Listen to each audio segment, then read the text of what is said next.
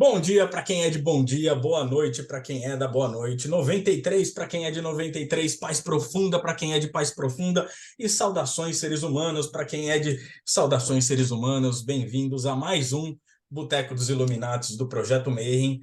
Hoje nós vamos falar de um assunto absurdamente interessante. Nós vamos falar sobre comunicação com os mortos, um assunto que eu acho que provoca interesse, a curiosidade de muitas pessoas.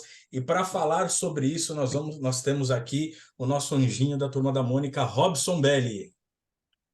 Olá, pessoal. Bom dia para quem está aqui comigo, boa noite para quem está no Brasil, boa tarde se você estiver vendo isso em outro horário.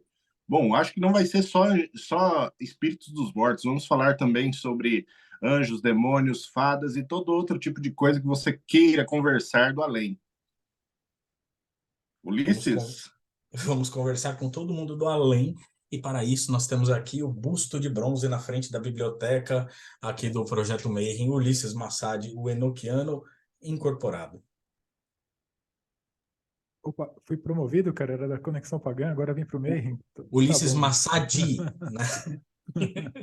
Salve, galera. Pô, é um assunto bacana aí. Vamos ver como é que vai desenrolar esse papo hoje aí. Tô interessado para ouvir a experiência de vocês também. E fazendo a citação de Tamussauskas e Robson Belli, ele que, além de trabalhar com filosofia, também afia facas, bem de facas. Paulo Jacobina, do Pedra de Afiar. Fala galera, tudo bem? É um tema bem interessante para a gente conversar, até porque ele abrange muita coisa. E será que ele também abrange falar com as pessoas do cotidiano? Pois é, porque às vezes é mais fácil conversar com quem está do outro lado do que conversar com quem está desse lado. É verdade, é verdade. Às vezes é mais interessante, inclusive, conversar com quem já foi do que com quem ficou. E vamos começar por onde? Acho que vamos no básico. Como que, como que começa para vocês esse assunto? Como que esse assunto de aconteceu? Beleza. Como que começou para vocês esse assunto? Como que esse assunto em algum momento da vida chega para vocês? Vocês tiveram contato com algum livro? Vocês tiveram contato com algum fenômeno? Como que esse interesse nesse assunto despertou para vocês em algum momento da vida? Acho que a prioridade é do Robson, né? Ele que tem mais bagagem. Então, Bom, vai lá, então vamos Robson. lá. Vai lá, vai lá. Bom, meus pais faziam isso escondidos de mim, aí eu descobri que eles eram iniciados, né? Que meu pai era Rosa Cruz, minha avó era Rosa Cruz, e praticantes de magia nas suas casas, porque a Mork não pratica magia por nada na vida. Então, o que que a gente. Eu lá num colégio católico, estudava no colégio Santa Cruz, na minha cidade, era um colégio de freiras, batiam na mão das crianças, esse tipo de coisa. E aí, bom, lá estava eu bem estudando em um colégio católico e descubro que coisa quando você é criança. Eu caí? Quase. Mas a É, gente botou a mesa giratória e trouxe de volta. Maravilha. você está aqui com a E aí eu gente. descobri, eu peguei a minha família na bruxaria, na magia, nas coisas, e eu falei, pô, então eu descobri que minha família era supostamente do demônio, e eu comecei a conversar com meu pai a respeito sobre, e ele falou que quando chegasse o momento eu ia entender essas coisas também. E não, não foi em vão, realmente aconteceu. E a primeira vez que eu tive de fato contato com o espírito foi aos 16 anos, quando eu evoquei um espírito através do arte do Almadel. E, bom, a primeira experiência a gente nunca esquece, né? Boca roxa, pele branca, mais pálida do que um palhaço pintado, e aquela coisa. Você ou ele? Eu, né? Eu. Quem se assustou foi o espírito, né? Porque ele olhou para mim assim e falou: Que isso, caralho? Fui invocado dentro de um circo? E aí, é aquela coisa, tomei um susto gigantesco e fiquei olhando para o espírito e falei: Meu Deus, esse negócio existe. E aí comecei a conversação que eu tinha que ter com ele. E a minha primeira experiência foi essa, aos 16 anos, pós um período de preparação com Ars Notória, eu comecei a prática do Ars Almadel. E foi a minha primeira experiência. E eu achava que eu ia ver no cristal naquela época. Só que o espírito se manifestou mais corporalmente ali. E foi isso que me assustou, porque eu esperava a manifestação de uma forma e aconteceu de outra, né? Então isso me assustou bastante na época, eu lembro bem, a experiência ainda é bem vívida.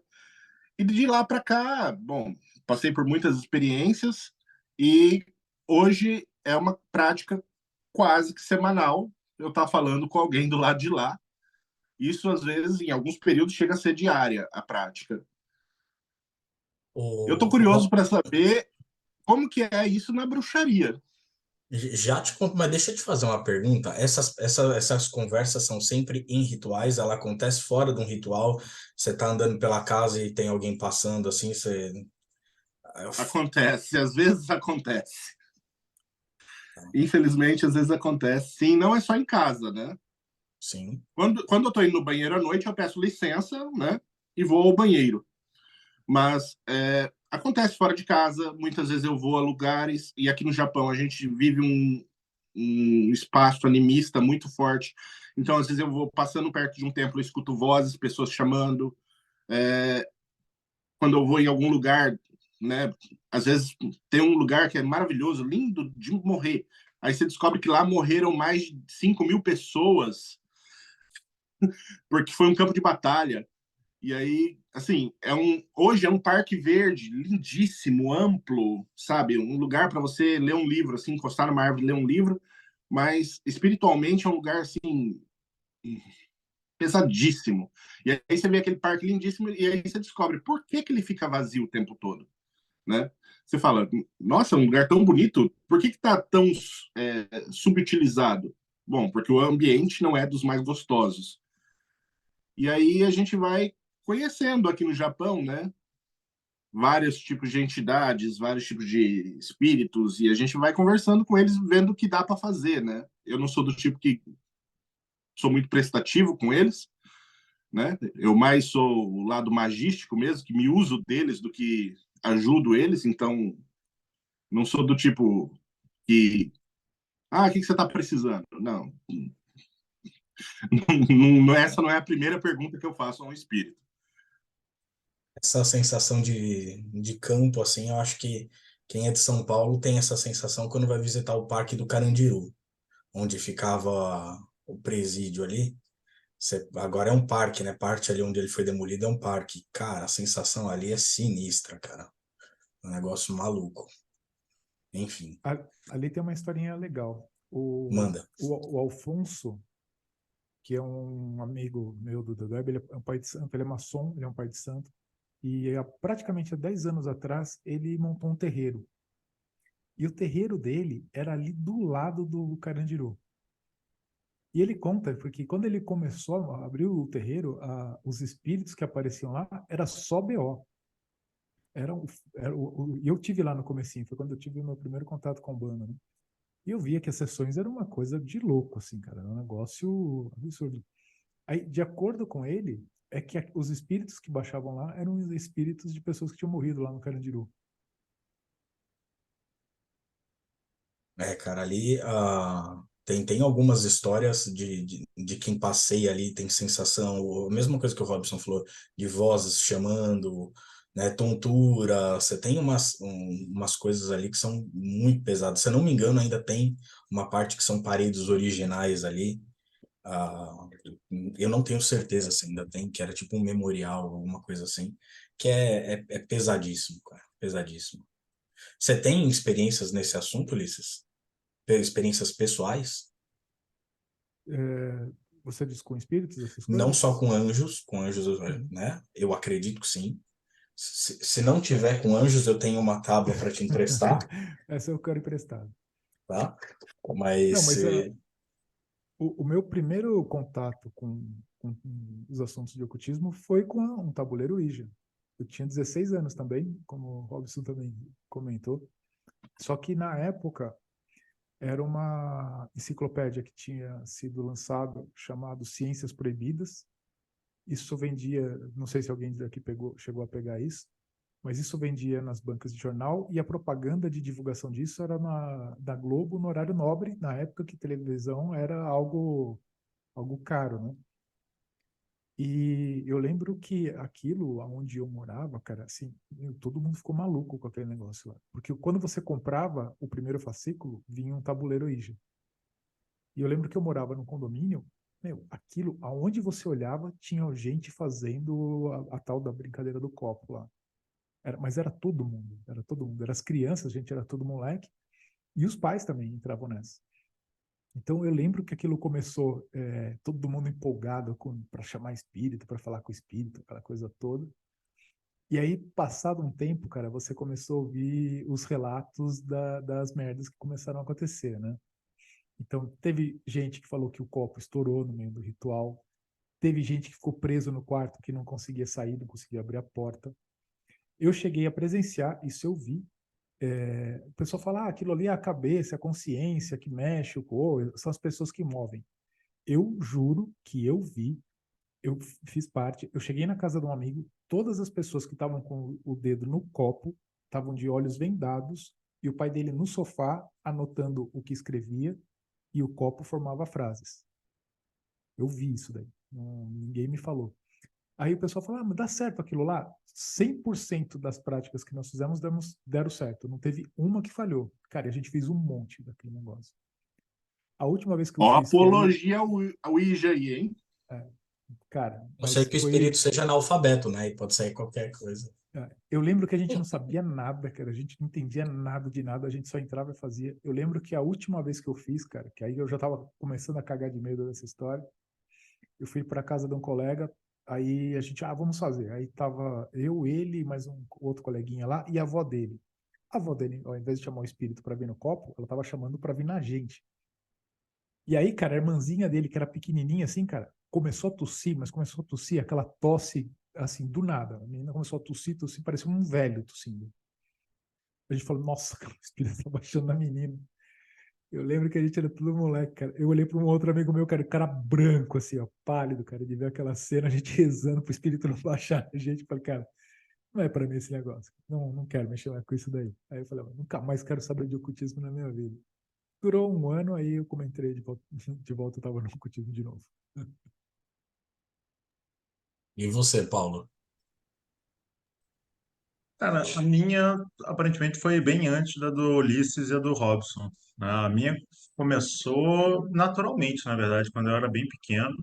Minha infância inteira eu tinha contato, eu via, eu escutava, conversava com seres chamados desencarnados, né? Em tese eles são encarnados também, mas isso aí são outras coisas, né? Afinal de contas, eles também têm carne, não densa como a nossa, mas tem carne também. Então eu via, conversava, principalmente antes de dormir, que era um momento que eu estava mais tranquilo, eu deitava na cama, e geralmente aquilo que as pessoas chamam de guia, né, dentro do espiritismo, ou sagrado anjo guardião, dependendo da nomenclatura você escolhe, sentava na cama comigo e a gente ficava trocando, batendo um papo antes de dormir. E em algumas situações, eu lembro bem, isso eu já estava um pouquinho mais velho, eu tinha meus 7 anos de idade, mais ou menos, tá? Eu deitava para dormir, né? E aí desdobrava naturalmente e ia para e subia, né, dentro do quarto. E ao subir dentro do quarto eu via o meu corpo, né, ali, uma redoma em volta de mim e um monte de outras criaturas, os amiguinhos do Robson antes dele entrar pro Enochiano, estavam em volta dessa redoma assim em volta do meu corpo, né? E aí eu cantava para subir para fazer outras coisas. Nem não lembro de todas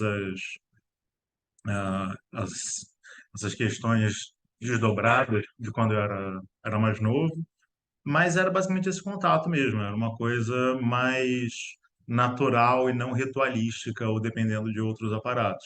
Obviamente, posteriormente, eu comecei a usar também outros aparatos também para poder fazer. Trabalho também hoje em dia, também trabalho em casa, em uma casa espiritualista, né, onde tem aquilo que as pessoas chamam de incorporação, né, um processo de incorporação. Trabalho atualmente dentro dos trabalhos que eu faço nessa casa, um deles é um trabalho de cura, que a gente trabalha junto com, vamos chamar de entidades, espíritos, energias que não são necessariamente totalmente focadas dentro de alguém que esteja encarnado, como as pessoas geralmente conhecem, e através desse contato a gente faz alguns tratamentos de cura em relação às pessoas, mas dentro já de uma outra métrica, de uma outra coisa que, embora também seja natural, ela está fechada aos ritos do local, né? Diferentemente do que eu faço normalmente em outros ambientes. Então, no final das contas, acho que meu contato foi um pouquinho antes do contato do Robson. E temos o Johan também, né? Temos o Johan. Bem-vindo, inclusive, Johan. Boa noite, pessoal. Tudo bem? Desculpa o Boa noite, atraso aí. cara. Tranquilo. E Então, a o sua meu experiência, começou. cara? E a sua O meu primeira começou, experiência, Johan? Como foi a sua primeira começou vez? também Conta com pra brincadeira gente. no copo, cara. Eu brincava muito com o copo, com o compasso quando eu era pequeno, muito, muito, com muita frequência. E aí casou quando eu conheci uma outra parte da minha família que eu não tinha contato até a época, né, até então, que morava num cortiço aqui na cidade de Campo Grande, no Mato Grosso do Sul, e era extremamente assombrado. Extremamente. Era coisa assim, cavernoso de tão assombrado que era o local. Então, assim, já tinha essas experiências, já tinha sentido as energias de qualquer coisa que estivesse ali no ambiente, né? Já conseguia um pouco diferenciar o que era, né, agressivo, o que não era. E aí começou essas experiências dentro desse cortiço, né? Quando a gente visitava a família da minha mãe lá, e às vezes a gente posava no local. Minha bisavó já tinha falecido, e antes dela falecer, ela sempre que ela queria água, ela batia palma. E aí, após ela falecer, todas as noites que a gente dormia lá, a gente ouvia batendo palma o dia todo, gente. Já teve vezes, deu também sair da cama para poder tomar água e ver, né, ela de costas, né, perto da geladeira, ou ver debaixo de uma árvorezinha que tinha no cortiço ali. Então, assim, já era costume, né, da família morar ali. Então, assim, já cresci com isso aí, então já não tinha mais medo de ver as coisas, né, de enxergar, de tomar susto, né, dar de cara de madrugada. E aí, anos depois, né, o meu início de prática de magia foi com bruxaria, já trabalhava com elementais. Então, os elementais já se faziam presentes nos meus rituais também. Um pouco mais tarde, já começava com os servidores astrais. Então, as minhas primeiras experiências oficiais mesmo de conversar com outros seres foi com servidores astrais criados. E depois veio a magia cerimonial, né? Seguindo o sistema enoquiano, e a minha maior prática, cara, ao contrário do que acontece com a maioria das pessoas, não é com objeto de scrying, né? Não é com bola, não é com um espelho. É na viagem, na visão do espírito, treinamento da Golden Dawn, treinamento telêmico. Então, para mim, hoje em dia é muito claro. Então, eu vejo muito melhor do que ouço. Eu sou um péssimo clareaudiente, mas eu sou um bom vidente ali. Então, isso já se tornou também um costume geral, assim como o Robson, né? A gente pratica com frequência, quase todos os dias. Tem semanas que a gente pratica todos os dias, inclusive. Já que no sistema enoquiano nós temos muitos rituais longos, né? De vários dias. Então, assim, teve semanas e meses de prática intensa. E aí os anjos normalmente aparecem dessas formas, como cenários, contando uma história do cenário, com uma caralhada infinita de informações que você absorve ali. Então, para mim, sempre foi nesse ponto. É legal ver a experiência de cada um, assim, como que surge, né? A primeira, meus pais contam que eu era pequeno, a gente morava num apartamento e meus pais pediram para eu levar prato e copo para cozinha, assim. Eles falam que quando eu entrei no corredor, eu larguei tudo no chão e voltei correndo porque tinha um cara saindo do quarto, assim. Eu não lembro de muitas coisas, eu não lembro de nada. E aí depois não lembro de experiência nenhuma. Por um tempão não tive, eu acho que eu não tive um ladrão, com certeza. Cara, não tinha nada para roubar. Ladrão entrasse no apartamento, tinha que levar alguma coisa para levar embora. Ah, mas assim, não, eu tive um período, um hiato muito grande ali de vazio. Minha mãe me levava muito em benzedeira, né, nessas coisas. E depois, lá para os 15 anos, a gente mudou para uma casa, inclusive nessa mesma rua que eu moro, só que algumas casas para o lado. E toda noite eu ouvia passos no corredor do lado. Eu morava no sobrado, né? E minha janela ficava do lado de um corredor. E eu ouvia gente andando naquele corredor. acordava de madrugada, abria a janela e não tinha ninguém, às vezes paravam os passos, e tinha um casal de velhinho que morava ali do lado. Falei, mano, o que que esses velhos ficam fazendo Cooper essas horas da madrugada, né, aqui do lado? Tentava ver e não era, cara. Até que aconteceu uma situação que, que começou a incomodar, começou a acontecer dentro do quarto. Eu ia dormir e eu sentia gente andando dentro do quarto. E, e eu falava, tipo, poxa, eu entendi que você quer minha atenção, mas eu preciso dormir, né? Então, por favor, né, respeita isso. Se você quiser se comunicar, vem por sonho, sei lá, dá um jeito, mas eu preciso descansar. E acalmava, né? Aquilo acalmava. Então eu falei, pô, interessante isso, né? Essa comunicação começou a rolar. E isso começou a acontecer com uma frequência muito grande, de sempre acontecer o movimento dentro da casa, só começava em horário comercial. É tipo isso, né, cara? Eu não rodava em bandeira 2. E aí, aconteceram dois movimentos, assim, que foram, para mim, os mais marcantes, assim. Ah, o primeiro deles, na mesma casa, eu acordar uma vez e ter uma pessoa com o rosto aqui assim, como se estivesse me observando do meu lado. Cara, foi um susto, cara. Cara, se eu tivesse alguma coisa no estômago, ia pra cama na hora, assim, no intestino, putz, porque eu abri o olho, fechei o olho no susto, aí eu abri o olho, continuava lá, e aí eu fechei o olho e eu lembro que eu apaguei, eu dormi, né? Eu fechei o olho, cara, por favor, some, e eu lembro de ter dormido.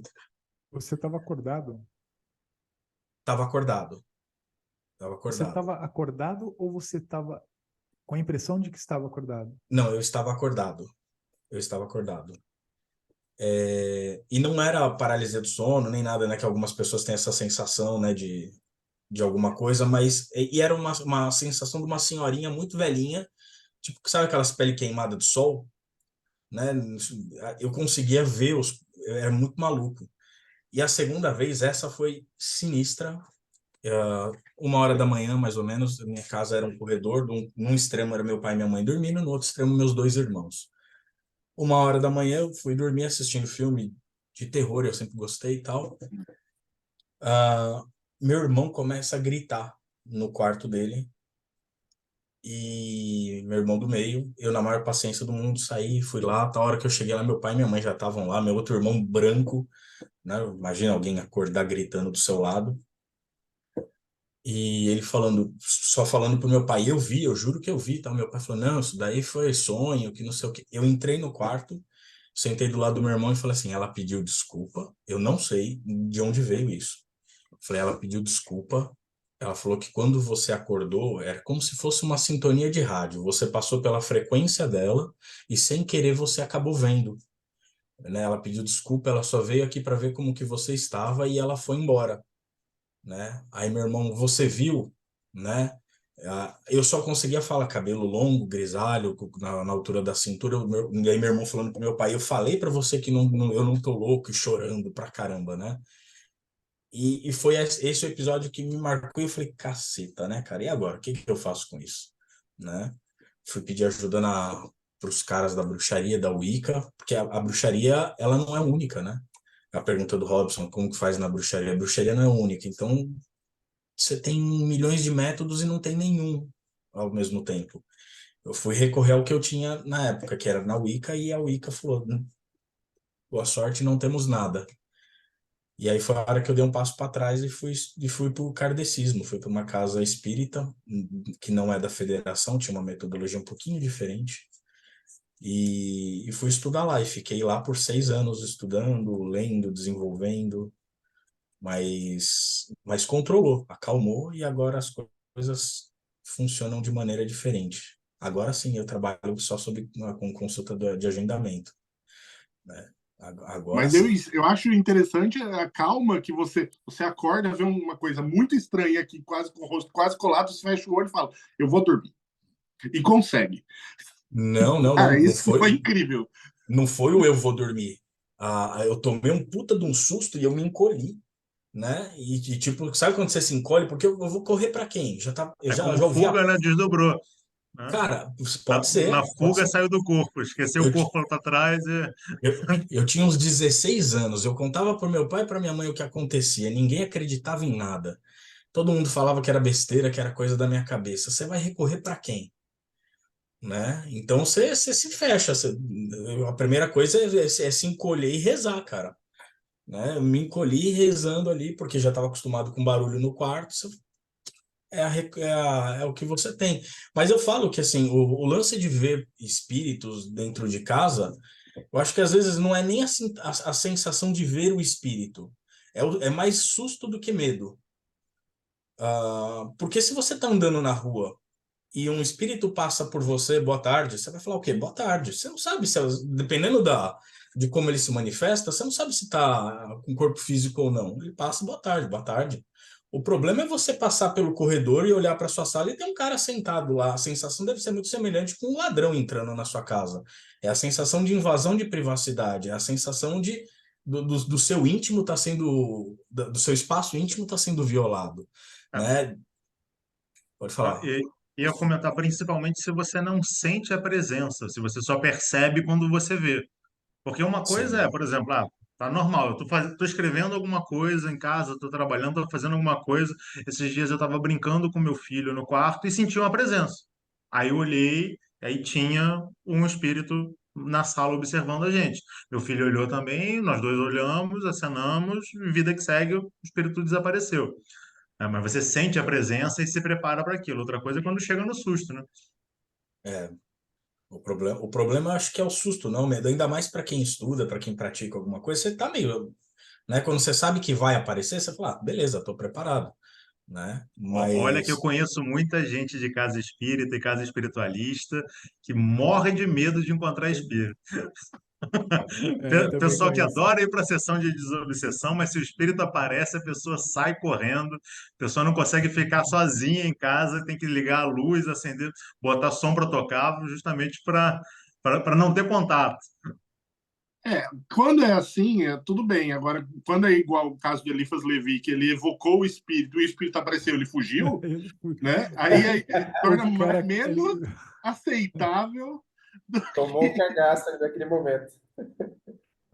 não, e vocês o já cara estão. é o mago do século XIX, né, cara? É. O cara é a referência. E quando a Apolônia apareceu, o cara se borrou.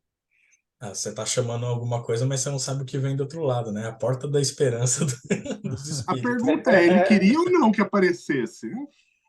Vai saber o que ele esperava, né, cara? Ou talvez ele queria que aparecesse, mas ele não estava preparado para o que apareceu, né?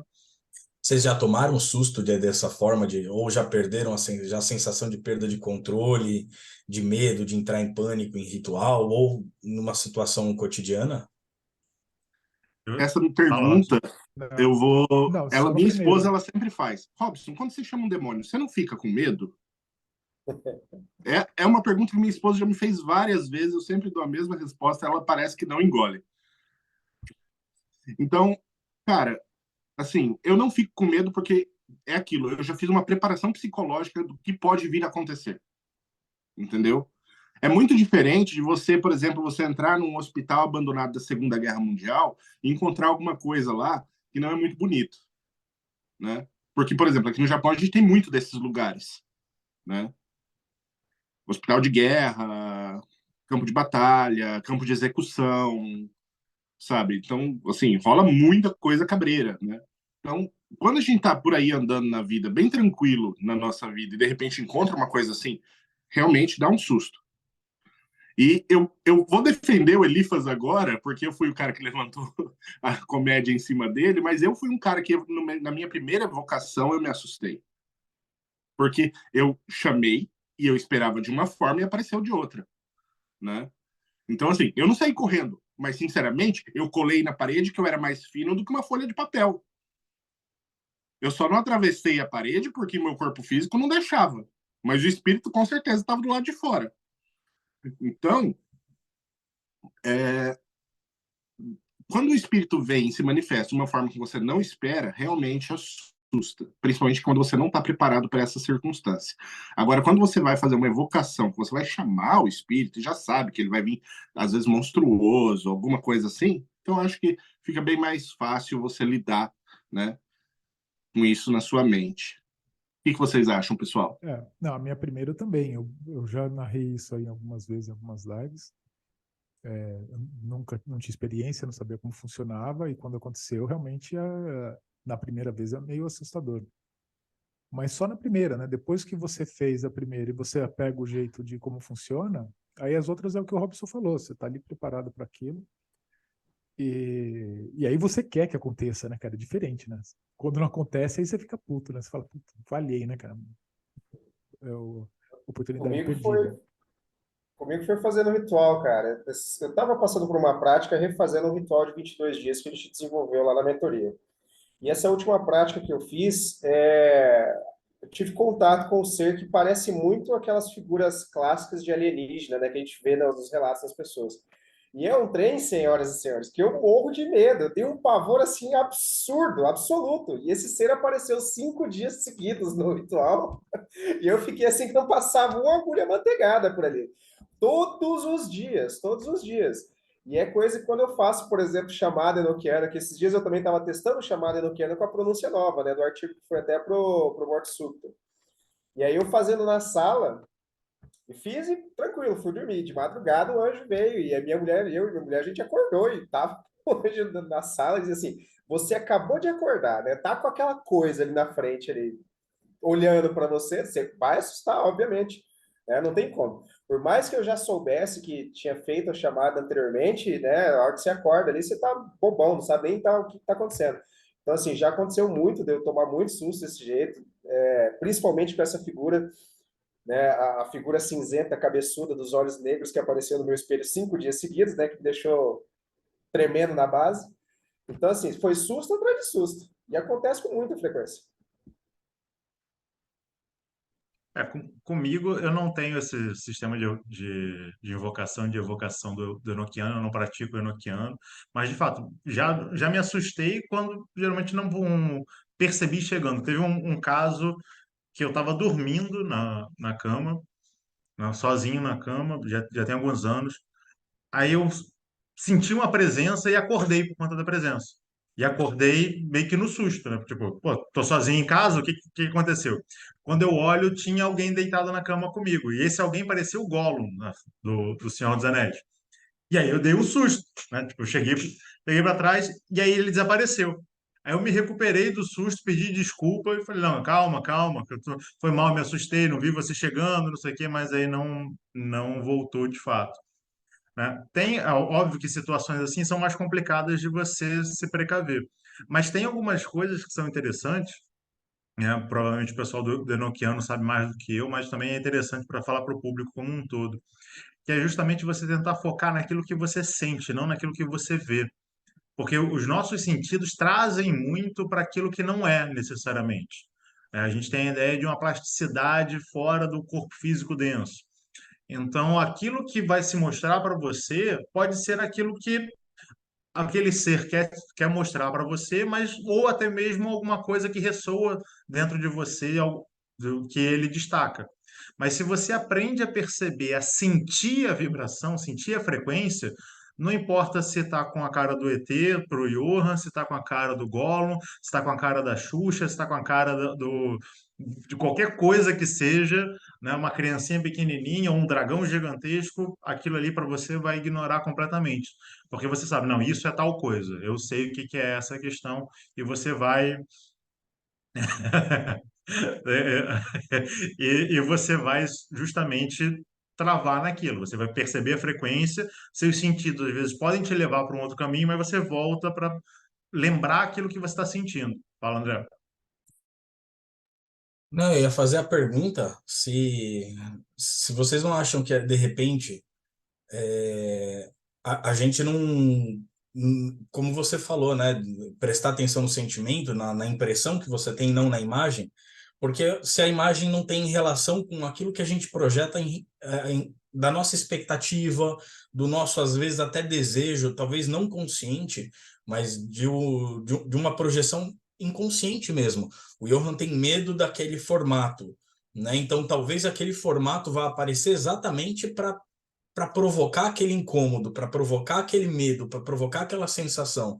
Porque se aparecer um diabo tradicional, vamos falar assim, cristão, bonitinho, com chifre, você vai falar, pô, legal pra caramba, cara, eu curto isso daí, né?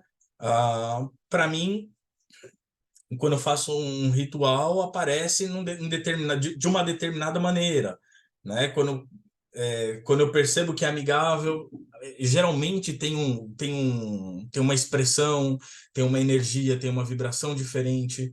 Quando vocês falam de invocar anjos, né? O Robson de invocar demônios e tudo mais.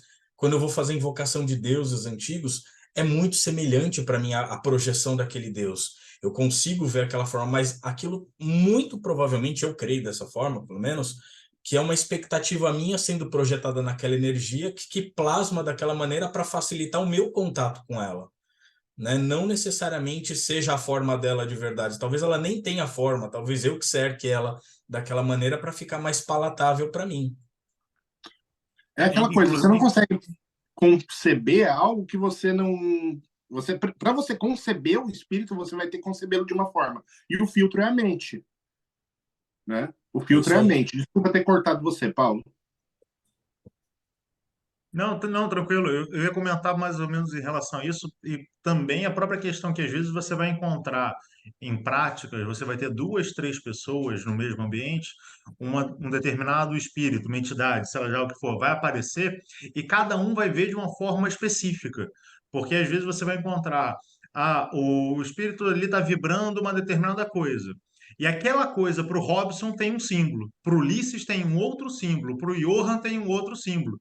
Então, cada um vai perceber de uma forma completamente diferente, embora os três, se prestarem atenção no símbolo, vão ver a mesma coisa, em essência, mas não na forma com que eles estão vendo. Perfeita colocação, Paulo, porque é realmente isso. O que eu falo para os meus alunos, na maior parte do tempo, tanto de Goécia, Enoquiano, qualquer outra prática, Tritêmios, normalmente não liga para a aparência do espírito, porque isso muda. Isso vai mudar. Se você ficar preso à imagem do espírito, você perde a riqueza, todo o simbolismo que aquela imagem pode estar te proporcionando. Porque a própria imagem com que o espírito se manifesta para você é um recado. É um recado. Então, você tem que tentar absorver quais são os recados da imagem que aquele espírito se manifestou. Porque o mesmo espírito pode ter muitas imagens diferentes em momentos diferentes. E isso é uma coisa que eu percebi fazendo evocações sequenciais mês a mês com o mesmo espírito. E ele vinha de maneira diferente quase todas as vezes. Mas eu sentia a mesma energia. E eu falava, ué, por que isso? E eu comecei a fazer anotações sobre essa questão, até que eu cheguei à conclusão. A forma não importa. Mas a energia, a percepção daquela energia e os símbolos que ele está querendo transmitir através daquela forma. Pelo menos para mim é isso. Para vocês, o que vocês pensam a respeito? Posso só comentar um negócio sobre isso? Desculpa, Ulisses. Só para... É a primeira vez que eu incorporei de fato, voluntariamente, né? Vou colocar assim. Quem me ajudou nesse processo de desenvolvimento foi meu sogro, o pai da Thaís, que ele era pai de santo e praticante de xamanismo. Foi no sítio dele. Ele tinha um congá no meio da mata. O sítio dele, metade era preservado, então ele tinha uma trilha que ia para um congazinho pequeno. E às vezes a gente ia para lá para ele trabalhar tal, e ele me ensinava um monte de coisa, a gente ficava conversando por horas ali. E uma vez, cara, ó que maluco, um puta num calor, eu tava com a calça de material cru, uma camiseta branca, e ele me deu um chapéu de palha, e eu andava, como eu tenho problema no pé, eu andava com uma bengala, né, com um apoio. Eu fui para lá, tal, sentei, e a gente conversando, tal, e ele falou, ó, sente o barulho, ele começou a dar as instruções, e incorporei.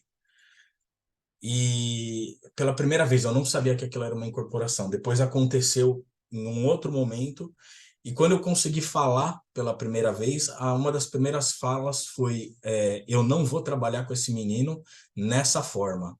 Parecia um preto velho falando. né? Ele falava, eu não vou trabalhar com o menino dessa forma. Essa forma é respeitando o espaço da energia, a energia desse espaço onde você está. Mas quando eu for trabalhar com ele é de outra maneira, né? E depois a gente conversando, eu entendi exatamente isso, né? Ali a energia era a energia que o Garé, né, trabalhava. Muito provavelmente essa energia da Umbanda, das tradições afros, mas quando fosse para fora, e isso mudou. Eu consegui identificar esse espírito muitas vezes, né? Inclusive ainda consigo me conectar com ele e não tem absolutamente nada a ver com essa primeira imagem que eu tive. Né, eu só ia comentar que eu tive uma experiência uma vez onde o que eu vi, ao invés de ter alguma forma humana, alguma coisa, era um símbolo.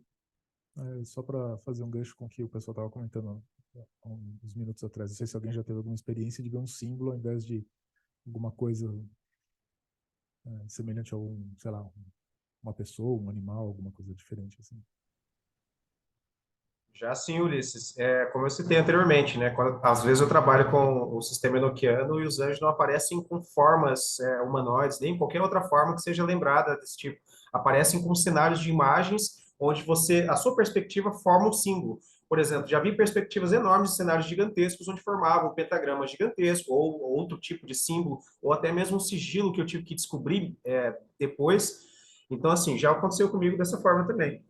É uma coisa interessante sobre o meu relato da forma acinzentada alienígena do anjo, é porque eu estava estudando sobre o relato do Crowley sobre a entidade Lã, que é aquela cabeçuda cinzenta, entendeu?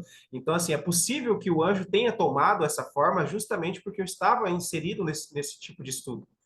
Né? Então, isso corrobora o que a gente estava falando sobre os anjos ou outras entidades tomarem formas específicas para cada pessoa, porque isso é muito utilizado no enoquiano da Golden Dawn, gente. Então, assim, nós temos lá o processo de evocação da Golden Dawn em que você forma o que a gente chama de esfinge, né? E ela é disposta justamente pela combinação de correspondências dentro da pirâmide da letra do anjo. Então, você já sabe a forma que o anjo vai tomar ali. Se você acessa a pirâmide enoquiana, que é um ambiente espacial ali, né, astral, em que você vai comungar com o anjo, você já sabe a forma que ele vai ter.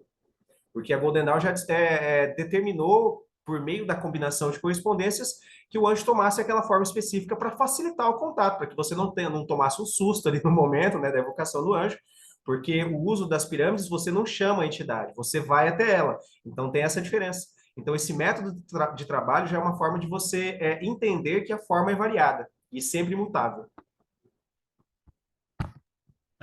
Fazer um comentário também, resgatando aquilo que a gente estava conversando antes, que o Robson falou por último, sobre a questão da forma, né, que é dos nossos símbolos mentais, né, que a gente estava comentando também. É uma dica para quem está começando também, em relação a isso.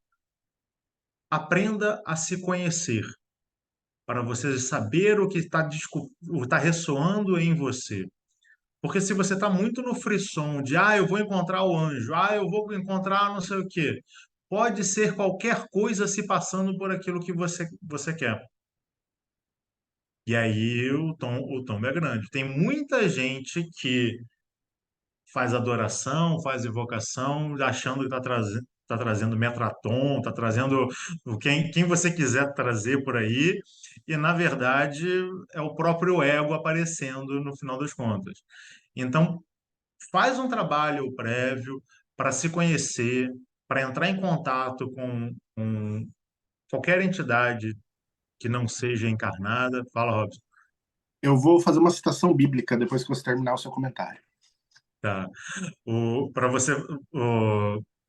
Então, faz o seguinte: faz a citação bíblica, que depois eu conto uma historinha zen sobre.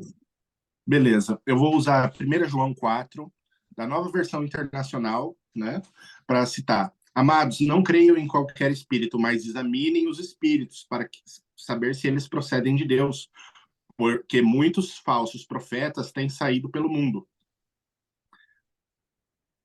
Vocês podem reconhecer o Espírito de Deus deste modo. Todo espírito que confessa que Jesus Cristo veio em carne procede de Deus, mas todo espírito que não confessa que Jesus não procede de Deus, esse espírito é do anticristo, acerca do qual vocês ouviram e está vindo, e agora já está no mundo. Até mesmo na Bíblia é citado você provar e testar os espíritos. No Grimório do Tritêmios, inclusive, Tritêmios, do Francis Barrett, faz um questionário para o espírito também, fazendo com que ele jure em nome de Deus ser aquele espírito que ele diz ser. Tem uma historinha zen, né, que conversa muito com isso, né? Tava assim, tinham dois demôniozinhos, né? Estavam conversando, jogando conversa fora, e aí viram um homem santo passando, né? E um deles falou: vai lá, eu vou roubar a alma desse homem. Eu disse: vai nada, esse cara aí não só presta atenção em coisas espirituais, em coisas angélicas, não quer saber de nada material. Aí ele foi e se disfarçou de Gabriel, né? O demônio apareceu, se disfarçou de Gabriel, apareceu na frente dele e disse: então, meu filho, eu vim atender os seus pedidos, eu vim conceder aquilo que você quer. Aí o homem olha para o anjo, né, que é o demônio disfarçado, e fala: desculpa, deve ser algum engano, porque eu não fiz nada para merecer a presença do Gabriel na minha frente. E aí seguiu adiante e passou o caminho, né? A história, obviamente, se você vai tirar alguns ensinamentos, é justamente isso. Apareceu a entidade ali, o Gabriel, né, o grande, o homem de Deus, né, o Gabriel, né, apareceu para você. Preste atenção se não é o seu ego que está achando que apareceu aquela entidade ali. Preste atenção se, de fato, você estaria na presença daquela criatura e se ela apareceu, como ela apareceu, por que que ela apareceu, o que que ela te oferece nesse contexto. E aí você começa a entrar em contato para saber se é verdade ou se não é, para saber se aquela entidade é uma entidade correta ou se, na verdade, é uma peça que você está caindo. Você sabe que é interessante ver vocês falando, porque assim, na bruxaria, no paganismo, de forma geral, a gente não tem esses referenciais que vocês têm de grimórios, de Bíblia, de Deus, de anjo, de demônio. É uma quantidade de espírito, eu vou chamar de espírito selvagem.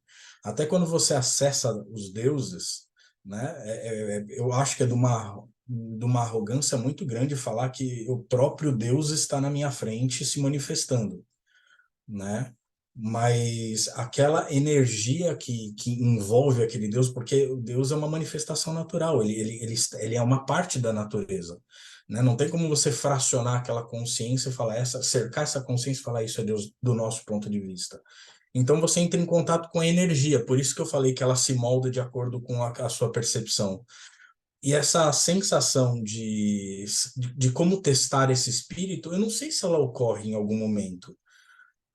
Porque é meio. Você tá na selva e, cara, pode vir pedrada de todo lado. Você não. Né, eu brinco, eu tenho tatuado no braço. Não confio em ninguém, porque é isso, sabe? Você tá na selva com pessoas mais fortes e pessoas mais fracas. Você tá numa relação natural com todos eles. Né? Alguns vão querer te devorar e você tem que saber se defender. Alguns você vai querer tirar energia de alguma forma, você vai querer aproveitar a energia daquele espírito para de repente fazer um feitiço, você vai pedir ajuda, você vai barganhar, você vai negociar, mas você tem que entender qual que é o seu tamanho e aprender a se relacionar. Alguns, às vezes, como o Robson fala, né? Às vezes você tem que botar uma coleira e saber quem que mete o pé na porta. E em alguns momentos você tem que falar obrigado, quero mandar beijo para minha mãe e me retiro aqui porque eu não dou conta, né? E aí vem a parte do autoconhecimento de você saber quem você é para saber se você sabe lidar com aquilo ou não, né? E aí você tem que mergulhar na sua sombra, você tem que mergulhar para saber quem você é de fato, para não deixar o ego tomar a frente. E é exatamente o que o Paulo falou, senão você está acendendo vela para você mesmo, você não está cultuando ninguém mais do que o próprio reflexo no espelho. Aproveitar o gancho que a gente está abordando e fazer um jabá do simpósio, né? O Simpósio Sofia, né? Porque, para quem não conhece, vai acontecer agora no ano de 2023, em outubro, 13, 14 e 15 de outubro, é o Simpósio de Ocultismo e Filosofias Arcanas. E a gente vai ter o workshop do Ulisses, né, Ulisses, falando sobre magia enoquiana, fazendo a evocação de magia enoquiana. Vamos Quer falar um aprender como é pouquinho, que Ulisses? faz. Então, essa é a ideia do workshop, a gente apresentar os instrumentos, a gente pessoal que já viu algumas lives, né, já viu eu falando sobre isso tudo, mas nós vamos falar num nível bem mais aprofundado e a gente vai demonstrar como montar um templo e como montar um ritual, como proceder no ritual. Essa é a ideia. O workshop do Ulisses vai ser no dia 13, né, de outubro. É uma sexta-feira 13, vai ser bem legal, né, para fazer isso. É claro que antes do workshop dele, a gente vai ter outros workshops e a gente vai começar aprendendo a fazer banimento, né? Vamos fazer um círculo de proteção para poder ajudar todo mundo. Então, é bem interessante que, caso você esteja vendo isso antes de outubro, entre em simposiosofia.com.br e garanta já o seu ingresso. Olha, vai ser na sequência. Aprende a fazer banimento, depois vai lá na alquimia com o Thiago, aprende a fazer um enteógeno, e depois vem para o meu proveito. Brincadeira, galera. Vamos caminhar já para o encerramento. Para encerrar, né? Acho que deixar pelo menos uma mensagem relacionada a isso tudo. Robson Belli, do Japão. Bom, então eu vou dar a minha dica para quem quer ver espíritos que quer perder a paz de espírito. Se você quer aprender a ver espíritos e perder a sua própria paz de espírito, meu conselho está: lembre-se daquela frase, a beleza está no olho de quem vê. E aprenda a diferenciar a sua visão focal e periférica, utilizando-se mais da sua periférica como referência para você começar a procurar onde estão esses seres mágicos que você tanto procura.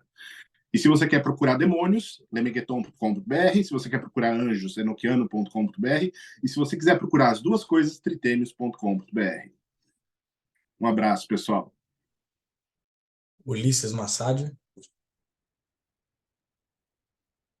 Bom, o Robson já fez o jabá, então não vou repetir, mas para a galera aí que está começando, quando você for fazer alguma prática de evidência, de scrying, com o objetivo de ver, minha recomendação é paciência, porque no começo demora, né? Você não vai ter...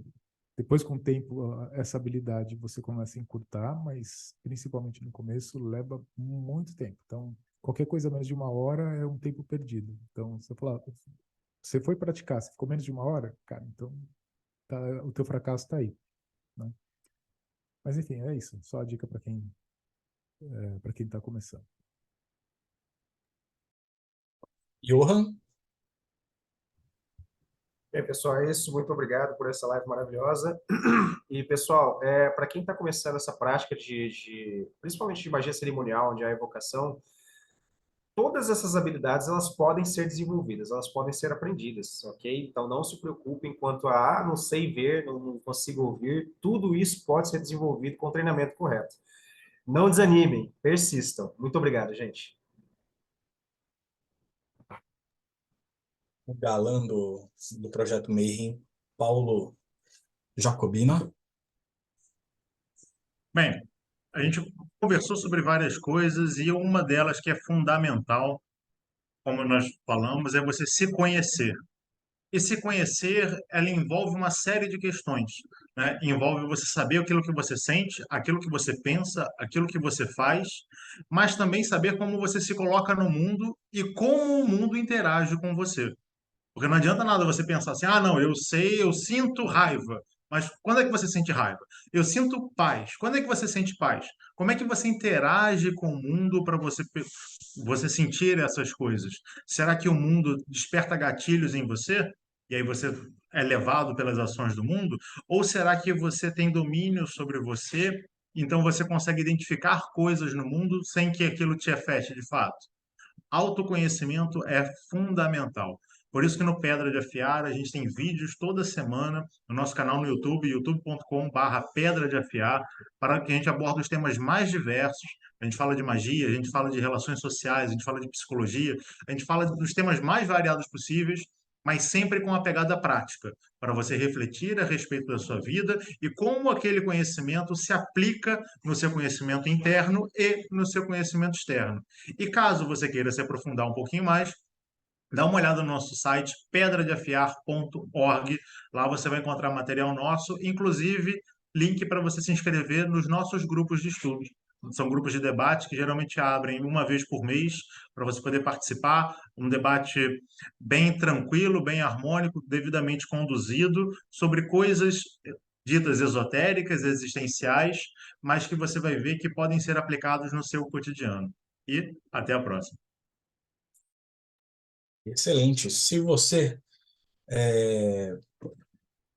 quiser conhecer também, a gente falou só, acho que a gente acabou direcionando só para espírito dos mortos aí em alguns momentos, e anjos e demônios, mas assim, a gente pode falar de elementais, pode falar de diversos caminhos aí, que acho muito interessante. Inclusive, a gente pode voltar com temas semelhantes e com mais pessoas, né? Eu queria conversar com o Tamussauskas, cara. Ele teve um trabalho de caçador de fantasma por um tempo, ele teve, tem livro escrito sobre isso, seria do caramba ouvir o ponto de vista dele em relação a esse assunto. Ah, e se você quiser também, né, conhecer a espiritualidade pelo ponto de vista da bruxaria, né, descobrir que o seu animal de poder é um espírito de porco, siga lá, @Conexão Pagã no Instagram, ou todas as segundas-feiras às 9 horas da noite, www.youtube.com/Conexão Pagã, e a gente conversa sobre diversos assuntos muito interessantes. E, por último, e não, né, menos importante, se você está assistindo essa entrevista, saiba que existem mais de 400 entrevistas semelhantes a essas, que não foi uma entrevista, foi um bate-papo, mas conversas tão interessantes quanto essas, tem mais de 400 aqui no canal. Visitem todas, dá uma passeada por lá, tem muita gente muito bacana falando sobre diversos assuntos. Se você quiser participar dessas gravações, você pode, não só as gravações, mas também receber toda, né, a revista Hermetismo. O Robson está com uma, eu estou com outra aqui, né? A cada estação, saem 4 revistas dessa por ano, praticamente. Então você recebe direto na sua casa. Acessa lá no catarse.me/TDC, conheça todas as possibilidades de apoiar aqui o Projeto Mayhem e venha participar com a gente, trocar ideia. Tem os grupos de Telegram também, onde você pode se informar muito mais, interagir com muita gente interessante. Certo, seres humanos? Podemos fechar. Beijo do Gordo em Desconstrução. A gente se vê muito em breve. Tchau, tchau. Agora o Marcelo que lute para cortar daqui em diante. Marcelo. É, Marcelo, se apertar o Marcelo! se apertar o Corta a stop gravação. record